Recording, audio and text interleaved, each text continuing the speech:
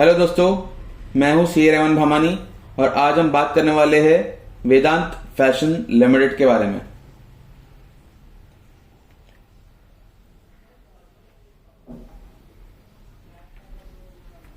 दोस्तों, I am sure आपने ये सब ब्रांड्स में से कोई एक ब्रांड के बारे में तो पक्का सुना ही होगा। मान्यवर, मोहे, तमेव, मेबास और मंथन, ये सारे ब्रांड जो है ये वेदांत फैशन लिमिटेड के अंडर में ही आते हैं। तो आइए एक एक ब्रांड के बारे में थोड़ा देख लेते हैं। तो मान्यवर ब्रांड लॉन्च हुआ था 1999 में और ये टारगेट कर रहा है मेन को और बॉयज को। तो आप लोग अगर देखो तो ये मान्यवर जो है शादियों के जो कपड़े होते हैं या तो फिर फेस्टिवल्स के जो ट्रेडिशनल ड्रेसेस होते हैं वो सारे ड्रेसेस ये बेचते हैं। और उन्होंने स्टार्ट किया था मेन को टारगेट करना और बॉयज को टारगेट करना, क्योंकि वो जब लॉन्च हुआ था तभी कोई भी ऐसा ब्रांड नहीं था जो मेन को टारगेट कर रहा हो। तो आज 23 सालों के बाद में मान्यवर ब्रांड ने अपने आप को बहुत अच्छे से एस्टेब्लिश कर लिया है और आज वो मार्केट लीडर बन चुका है उसके सेक्टर में। और ये प्राइस स्पेक्ट्रम की अगर हम बात करें तो ये मिड से प्रीमियम रेंज के अंदर आता है।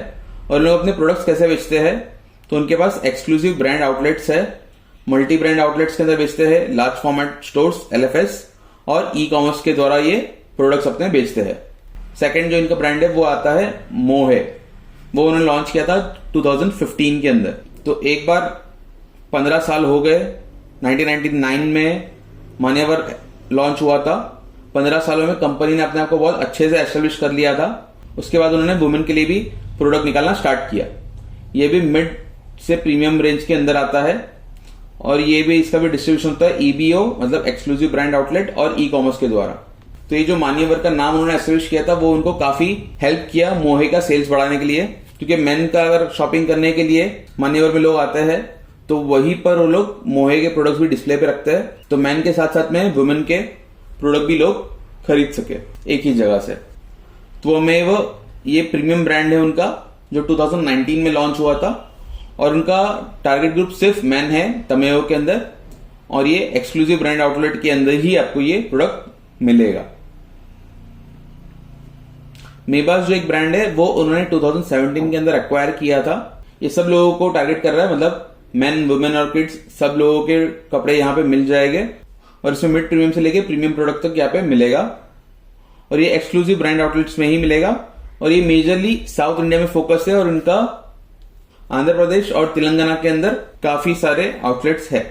मंथन जो है 2018 में लॉन्च हुआ था और वो सिर्फ मेंस को टारगेट कर रहा है और यहाँ पे वैल्यू प्रोडक्ट्स मिलती है और इसमें EBOs, LFS और ई कॉमर्स के द्वारा इसका सेल होता है। कंपनी ने अपने आप को एस्टेब्लिश करने के लिए काफी सारी मार्केटिंग करी है। तो कॉमनवेल्थ गेम्स के अंदर भी उनका एडवर्टीजमेंट आपने देखा होगा और ये क्रिकेट मैचेस के दौरान भी आपका ये पीछे ऐसा मान्यवर लिखा हुआ दिखता है। और ये सब अगर आपने एड्स देखी रहेगी तो काफी सारी एडवर्टीजमेंट कंपनी करती रहती है। इसके अंदर अमिताभ बच्चन को भी उन्होंने ब्रांड एम्बेसडर लिया हुआ था और ये सारे उनके जो ब्रांडिंग इनिशिएटिव्स है और टैगलाइंस जो है, दिवाली वाली फीलिंग्स, शादी ग्रैंड होगी, पहनो अपनी पहचान, तैयार होकर आइए, अपनों वाली शादी, शादी का खर्चा आधा आधा, दुल्हन वाली फीलिंग, ये सारे ब्रांडिंग इनिशिएटिव्स उन्होंने कर रहे थे अपने आप को मार्केट में एस्टेब्लिश करने के लिए। अभी कंपनी 245 से ज्यादा सिटीज और टाउन्स के अंदर है इंडिया के अंदर और इंडिया के अलावा दूसरी 4 कंट्रीज में भी उनका प्रेजेंस है, USA, UK, कनाडा और UAE। कंपनी के पास टोटल 649 EBO है मतलब एक्सक्लूसिव ब्रांड आउटलेट्स, जिसके अंदर 16 जो है वो इंटरनेशनल EBOs है, मतलब इंडिया के बाहर 16 स्टोर्स हैं उनके। आइए शेयर होल्डिंग पैटर्न देख लेते हैं कंपनी का। तो कंपनी के अंदर प्रमोटर होल्डिंग 84.88% है, म्यूचुअल फंड के पास 8.9% स्टेक है, FII के पास 3.4% स्टेक है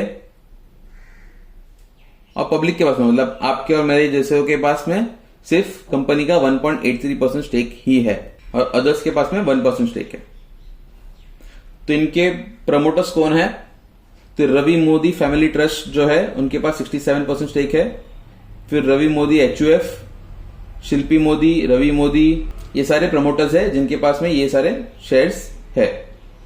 और म्यूचुअल फंड्स की अगर हम बात करें तो SBI mutual fund, Motilal Oswal mutual fund, Kotak Mahindra mutual fund, ये सारों के पास में कंपनी का शेयर्स है।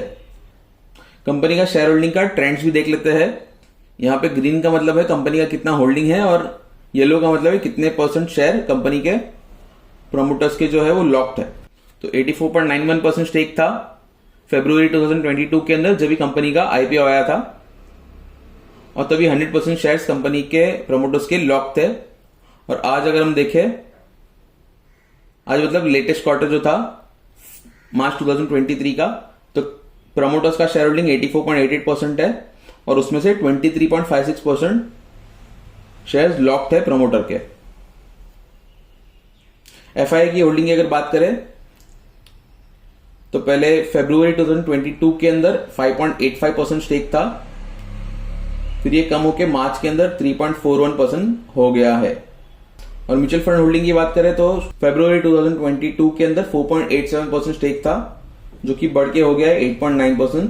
ठीक है, अभी एक इंपॉर्टेंट बात आपको मैं बता दूं कि कंपनी के प्रमोटर का जो स्टेक है वो 84.88% है, पर सेबी ने एक रूल निकाला हुआ है जिसके अंदर प्रमोटर्स के पास 75% से ज्यादा स्टेक नहीं होना चाहिए। मतलब अगर 75% से ज्यादा स्टेक है उनके पास तो वो उनको सेल करना पड़ेगा, या तो ओपन मार्केट के अंदर या तो एफपीओ के द्वारा। तो आप समझ सकते हो कि जब भी कंपनी के प्रमोटर जो है अपनी शेयर होल्डिंग बेचेंगे, 84% से वो कम करके 75% पे लेके आएंगे, तो हो सकता है कि मार्केट के अंदर उनका शेयर प्राइस के अंदर थोड़ा सा ड्रॉप देखने मिले, क्योंकि इतने सारे शेयर्स अगर बिकेंगे तो ऑब्वियस सी बात है कि शेयर का प्राइस जो है थोड़ा सा नीचे गिरेगा। तो कंपनी का इनकम स्टेटमेंट देख लेते हैं। लास्ट 5 सालों का हम देखेंगे, मार्च 2019 से लेके मार्च 2023 तक। ये सारे फिगर्स करोड़ में है। तो 2019 के अंदर 801 करोड़ था, फिर 916, फिर 565। ये ऑब्वियसली कोविड का पीरियड था, तो यहां पे सेल्स ड्रॉप हुई थी। फिर मार्च 2022 के अंदर 1041 और मार्च 23 के अंदर 1355, जो लेटेस्ट ईयर है उसके अंदर 1355 करोड़ का सेल्स कंपनी का हुआ है। और अगर आप प्रॉफिट की बात करें तो प्रॉफिट मार्जिन कंपनी का बहुत अच्छा है। 2019 के अंदर 34% था, 43%, 43%, 48% और अभी 50%। ऑपरेटिंग प्रॉफिट मार्जिन का मतलब होता है कि सारे खर्चे जो है वो निकालने के बाद में कंपनी के हाथ में कितना बच रहा है, उसमें से सिर्फ 2-3 खर्चे नहीं निकलते, जैसे कि डेप्रिसिएशन हो गया और इंटरेस्ट एक्सपेंस जो हो गया वो माइनस नहीं होता। उसके अलावा बाकी सारे खर्चे जो है कंपनी के इसके अंदर माइनस हो जाते हैं। तो इंटरेस्ट एक्सपेंस अगर आप देखें कंपनी का, तो वो धीरे धीरे बढ़ रहा है, 4 crore, 26 crore, 28 crore, 31 crore. But as compared to profit, company का प्रॉफिट से अगर हम कंपेयर करें तो काफी कम है इंटरेस्ट, इसलिए इतना टेंशन वाली बात नहीं है।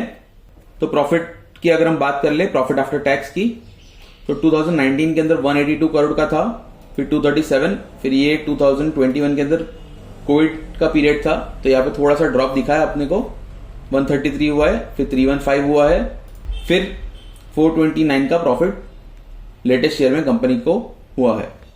तो हम क्वार्टरली फिगर्स भी देख लेते हैं, मार्च 2022 से लेके मार्च 2023 तक।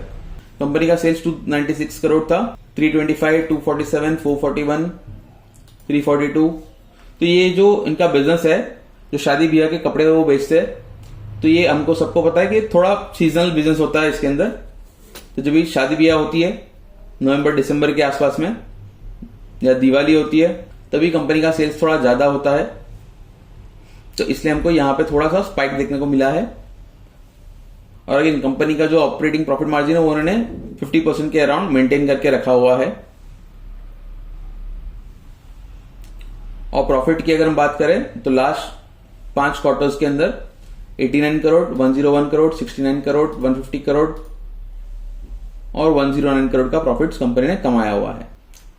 तो हमारे पास कंपनी का खाली 2 ही साल का ईपीएस है। ईपीएस मतलब अर्निंग पर शेयर, मतलब 1 शेयर पे कंपनी कितना रुपया कमा रही है, वो 2 ही साल का है। क्यों? क्योंकि कंपनी का आईपीओ आया था फरवरी 2022 के अंदर, तो हमारे पास मार्च 2022 और मार्च 2023 2 ही सालों का ईपीएस है। तो ईपीएस यहां पे था 12.70 और यहां पे हो गया 17.42। तो कंपनी की पीई की अगर हम बात करें, अगर आपको नहीं पता कि पीई क्या होता है, तो आप राइट हैंड साइड में आई बटन रहेगा ऊपर की साइड में, वहां पे क्लिक करके आपको मेरा पीई का वीडियो मिल जाएगा। वो वीडियो आप देख सकते हो पीई क्या होता है वो समझने के लिए। तो मार्च 22 के अंदर वो 75 के अराउंड था और मार्च 2023 के अंदर 65.39। तो आइए देख लेते हैं कि आज का पीई कितना है और इंडस्ट्री का पीई कितना है। तो कंपनी का अभी का पीई अगर हम देखें तो 70.37 के आसपास में है, और अगर हम सेक्टर का पीई देखें तो सेक्टर का पीई 71.65 है। ठीक है, तो नियर अबाउट सेक्टर के पीई के आसपास में ही है कंपनी। बट क्योंकि ये मान्यवर जो है वो मार्केट लीडर है, ये कंपनी जो है बहुत एस्टेब्लिश हो चुकी है और उसका ब्रांड नेम का वैल्यू काफी अच्छा है। तो देखा गया है कि जिन लोग का ब्रांड नेम काफी अच्छा रहता है उसका पीई हमेशा सेक्टर के पीई से ज्यादा ही होता है। तो आप देख सकते हो कि फ्यूचर में उसके प्राइसेस बढ़ सकते हैं। आज हम जो बना रहे हैं तभी कंपनी का शेयर प्राइस 1226 रुपए के आसपास में है। 52 वीक हाई अगर हम देखें तो 1501 रुपया हाई है कंपनी का। देखिए दोस्तों, ये मान्यवर जो है वो मार्केट लीडर है, बट उसका वैल्यूएशन भी फेयर वैल्यूएशन है। आप ऐसा नहीं बोलेंगे कि आपको बहुत सस्ता मिल रहा है, तो बहुत ज्यादा हाई एक्सपेक्टेशन नहीं हो सकती है कंपनी से। हाँ, बट एक चीज है कि वो जैसा बैंड बाजा बारात मूवी के अंदर डायलॉग था कि रिसेशन हो या इन्फ्लेशन, लोग शादियां तो करने ही वाले हैं और शादियां करेंगे तो कपड़ों के ऊपर खर्चे तो होने ही है। तो उसका बेनिफिट ये कंपनी को ऑब्वियसली मिल सकता है। तो आप लोग मुझे कमेंट के द्वारा बताइए कि आप लोग ये कंपनी का शेयर खरीदेंगे या नहीं खरीदेंगे। दोस्तों, अगर आपको कुछ नया जानने मिला है, सीखने मिला है तो इस वीडियो को लाइक करें, शेयर करें और सब्सक्राइब करें मेरे चैनल को और बेल आइकन को दबा दें ताकि आपको आगे के सारे नोटिफिकेशंस मिलते रहे। Thank you so much.